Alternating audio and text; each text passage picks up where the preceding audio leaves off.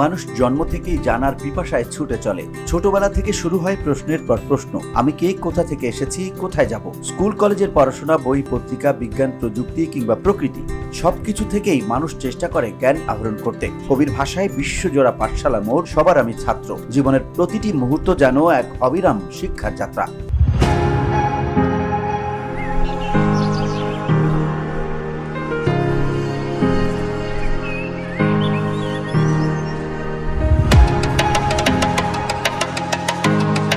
তবুও কত জ্ঞানী অজানা থেকে যায় মানুষের কাছে। মহাবিশ্বের রহস্য, ভবিষ্যতের অজানা খবর, জীবনের অন্তিম মুহূর্ত, এসব মানুষের সাধ্যের বাইরে। কোরআন হাদিসে বারবার বলা হয়েছে, এমন কিছু জ্ঞান আছে যা কেবল আল্লাহর কাছেই সীমাবদ্ধ।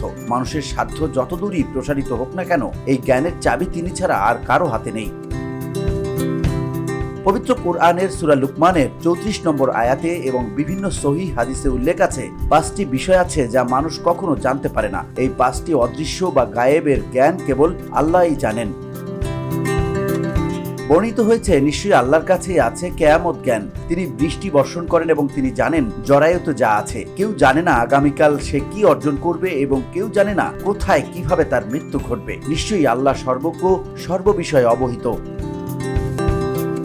হাদিসের নবীজি সাল্লাল্লাহু আলাইহি ওয়াসাল্লাম বলেছেন, গায়েবের চাবি হলো 5টি যা আল্লাহ তাআলা ছাড়া কেউ জানে না। সেগুলো হলো, কেউ জানে না কিয়ামত কখন হবে। কিয়ামতের কাছাকাছি কিছু নিদর্শন নবীজি সাল্লাল্লাহু আলাইহি ওয়াসাল্লাম বলেছেন, কিন্তু কিয়ামত প্রতিষ্ঠিত হওয়ার সঠিক সময় নিশ্চিত রূপে একমাত্র আল্লাহই জানেন। তা কোনো ফেরেশতা জানেন না এবং কোনো প্রেরিত নবীও জানেন না।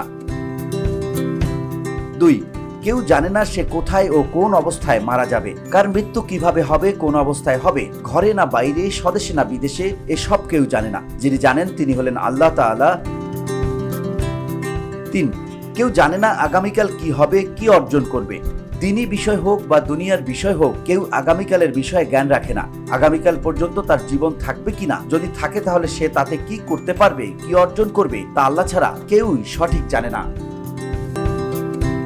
4, কেউ জানে না মায়ের গর্ভে কি আছে।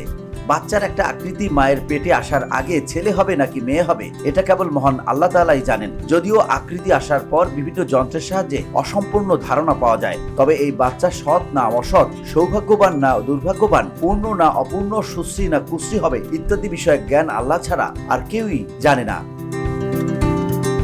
5, কেউ জানে না কখন বৃষ্টি হবে। মেঘের চিহ্ন বা লক্ষণ ও অনুকূল আবহাওয়া দেখে আন্দাজ করা হয় যে ওই এলাকায় বৃষ্টি হতে পারে, কিন্তু একথা সবার জানা যে এই আন্দাজ কখনো সঠিক হয়, আবার কখনো বেঠিক। এমনকি আবহাওয়া দপ্তরের প্রচারিত খবরও সবসময় সঠিক হয় না, যাতে পরিষ্কার বোঝা যাচ্ছে যে বৃষ্টি কোথায় কখন হবে একমাত্র আল্লাহ ছাড়া অন্য কেউ জানে না। VOD Bangla news desk.